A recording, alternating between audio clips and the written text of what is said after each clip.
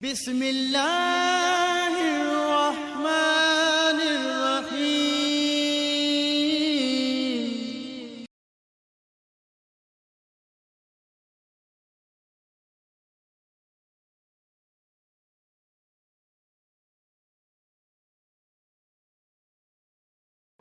نحمده ونصلي على رسوله الكريم، أما بعد فأعوذ بالله من الشيطان الرجيم. بسم الله الرحمن الرحيم. لإيلاف قريش إيلافهم رحلة الشتاء والصيف فليعبدوا رب هذا البيت الذي أطعمهم من جوع وآمنهم من خوف. صدق اللہ العظیم. محترم سامعین، السلام علیکم ورحمۃ اللہ وبرکاتہ. رمضان المبارک کی آمد ہے. ظاہر ہے کوئی اچھا کام ہو جو فائدے والا کام ہو، اس کے لیے بندہ پہلے اہتمام کرتا ہے، کوشش کرتا ہے، تیاریوں میں لگا رہتا ہے. اب جیسے جیسے رمضان المبارک قریب آ رہا ہے، چند دن رہ چکے ہیں، تو ہر بندے کی یہ خواہش ہے کہ اس مبارک مہینے میں مجھ سے جتنی بھی عبادت ہو سکے میں کر لوں، اپنے رب کو راضی کر لوں، اپنے پیارے محبوب صلی اللہ علیہ وسلم کو راضی کر لوں، تاکہ اللہ کی رحمت مجھے مل جائے اور محبوب صلی اللہ علیہ وسلم کی طرف سے مجھے انعامات مل جائیں، خیر و برکات کا معاملہ میرے اوپر زیادہ سے زیادہ ہو جائے. یہ خواہش، یہ تمنا ہر بندے کی ہوتی ہے، اور اس بات کو بھی آپ اچھی طرح جانتے ہیں کہ اس مہینے میں اللہ اپنے بندوں کی دعاؤں کو قبول فرماتے ہیں. رحمت کا معاملہ عام ہو جاتا ہے، سرکش شیاطین کو جکڑ لیا جاتا ہے، جنت کے دروازے کھل جاتے ہیں، جہنم کے دروازے بند کر دیے جاتے ہیں، لوگوں کے دلوں کے اندر محبتیں پیدا ہو جاتی ہیں، نرمی پیدا ہو جاتی ہے. ان سارے معاملات کی وجہ سے دعائیں بھی قبول ہوتی. تو یکم رمضان المبارک کا ایک بہت بڑا عمل، بہت طاقتور وظیفہ میں آپ کو بتاتا ہوں. خاص طور پر وہ اس لیے ہے کہ رزق کی تنگی کو اللہ دور فرما دے، حلال اور پاکیزہ رزق زیادہ مقدار میں اللہ عطا فرمائے. اس کے لیے بڑی توجہ کے ساتھ یہ وظیفہ سن لیں، اس کے طریقے کو بھی سمجھ لیں. سورہ قریش جو میں نے خطبہ کے اندر تلاوت کی ہے، یہ طریقہ اب میں جو بتا رہا ہوں، اس کو آپ نے اچھی طرح سننا ہے اور سمجھنا ہے. اس ویڈیو کو آپ بالکل سکپ نہ کریں، بلکہ کسی ویڈیو کو بھی آپ سکپ نہ کریں. اس میں بہت بڑا نقصان ہوتا ہے، بات صحیح معنوں میں سمجھ نہیں آتی، پھر بار بار آپ کو کال کر کے پوچھنا پڑتا ہے. تو اگر آپ پوری ویڈیو دیکھیں، توجہ سے دیکھیں، سنیں، تو انشاءاللہ آپ کو پوچھنے کی ضرورت نہیں پڑے گی اور بات سمجھ میں آ جائے گی. اب اس وظیفے کو یکم رمضان المبارک کے دن، یعنی رمضان المبارک کا روزہ جو ہے وہ آپ جانتے ہیں کہ سحری کے ٹائم شروع ہو جاتا ہے، آذان تک آپ کھا پی سکتے ہیں. اس کے بعد ظاہر ہے سب سے پہلے نماز کا کام ہوتا ہے، پھر اس کے بعد قرآن پاک کی تلاوت جو ویسے بھی کرنی چاہیے، اور رمضان المبارک میں تو بہت ہی زور دے کر کرنی چاہیے، کیونکہ یہ قرآن پاک کی سالگرہ کا مہینہ ہے اور جب ان چیزوں سے آپ فارغ ہو جائیں، نماز سے، تلاوت سے، اس وقت سے پھر لے کر رات کو سونے سے پہلے پہلے جس وقت بھی آپ اس وظیفے کو چاہیں کر سکتے ہیں۔ یعنی نماز اور تلاوت قرآن پاک سے فارغ ہو کر رات کو سونے سے پہلے پہلے یہ وظیفہ کیا جا سکتا ہے۔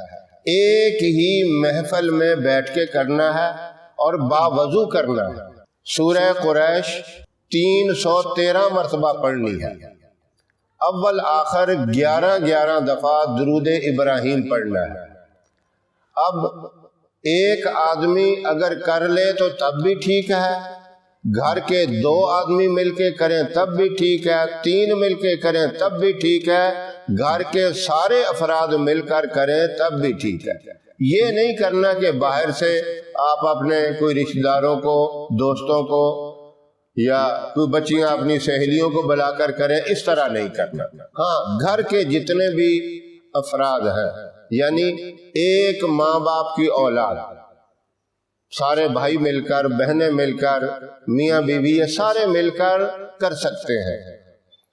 یا ایک ہی آدمی کرنا چاہے تو وہ بھی کر سکتا ہے، 2-3 آدمی مل کر کریں وہ بھی کر سکتے ہیں۔ یہ ساری صورتیں آپ سمجھ لیں تاکہ آپ کو بعد میں پوچھنا نہ پڑے، اور مکمل دھیان کے ساتھ اور توجہ کے ساتھ اس وظیفے کو کرنا ہے، اور اس وظیفے کے دوران دنیاوی گفتگو کوئی بھی نہیں کرنی۔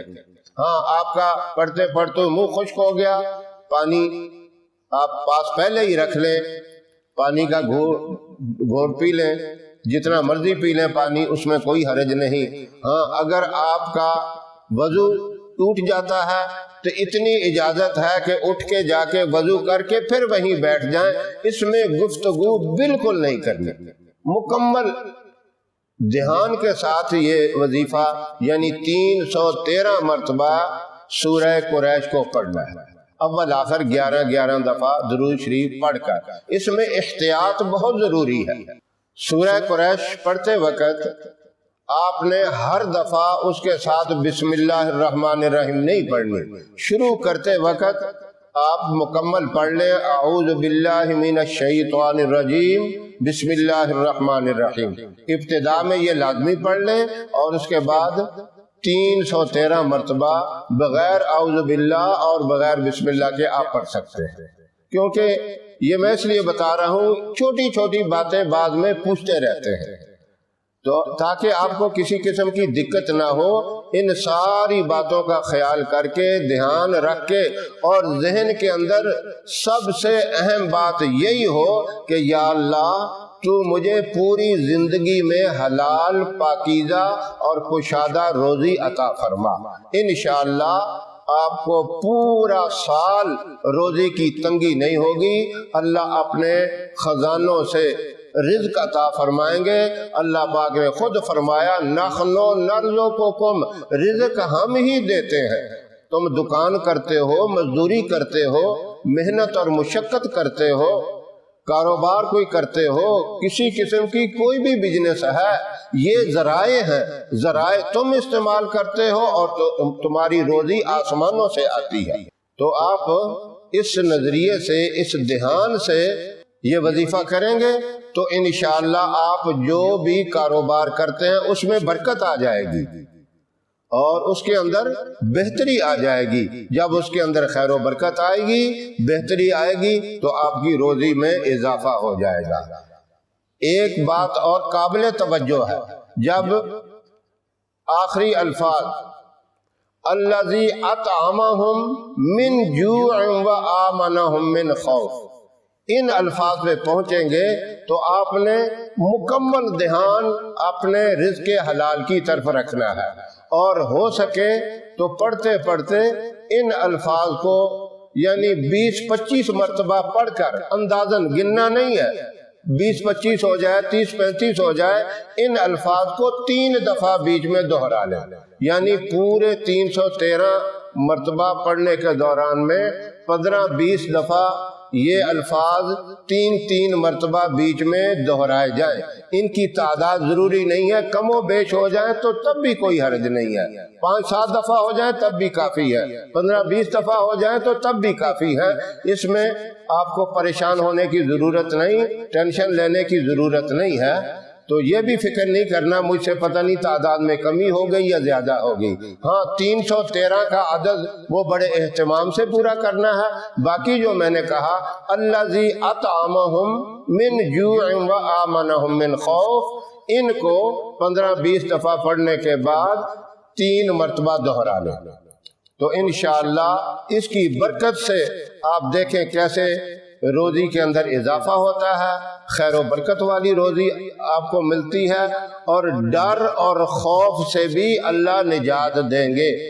ہر وقت بعض لوگوں کے دلوں کے اندر ڈر اور خوف رہتا ہے. آخری لفظ یہی ہے الذی اطعمہم من جوع و آمنہم من خوف، یعنی بھوک سے، ڈر سے اور خوف سے بھی اللہ آپ کو امن کے اندر رکھیں گے. تو میرے خیال میں آپ کو وظیفہ صحیح معنوں میں سمجھ آ گیا ہوگا. کوئی ایسی بات میں نے چھوڑی نہیں ہے جو نہ بتائی ہو. اس کے باوجود پھر بھی میں کہتا ہوں جس کو نہیں سمجھ آئی تو وہ پوچھ بھی سکتا ہے. اس بات سے بھی نہ ڈرائیں کہ ہمیں سختی سے کہہ دیا اب ہم کس طرح پوچھیں. ہاں وہ آدمی پوچھیں جن کو سمجھ نہ آئی ہو. سمجھ آ گئی ہے تو اس وظیفے کو ضرور کریں. اتنا مشکل نہیں ہے، آسان ہے، لیکن اس کا فائدہ بہت بڑا ہے. اللہ والوں کا آزمودہ یہ وظیفہ ہے. اللہ پاک مجھے بھی اور تمام سامعین کو اس کے اوپر عمل کرنے کی توفیق عطا فرمائے. ہماری ویڈیو آپ کو پسند آئے اسے لائک کریں، شیئر کریں، ہمارے چینل کو سبسکرائب ضرور کریں اور ساتھ والے بیل آئیکن بٹن کو ضرور دبائیں تاکہ ہماری آنے والی ویڈیوز کی اپڈیٹ آپ تک آسانی سے پہنچ سکیں. اللہ آپ کا حامی و ناصر رہے. انشاءاللہ پھر کسی نئے وظیفے کے ساتھ آپ کی خدمت میں حاضر ہوں گے. تب تک کے لیے اجازت دیں. السلام علیکم ورحمۃ اللہ وبرکاتہ.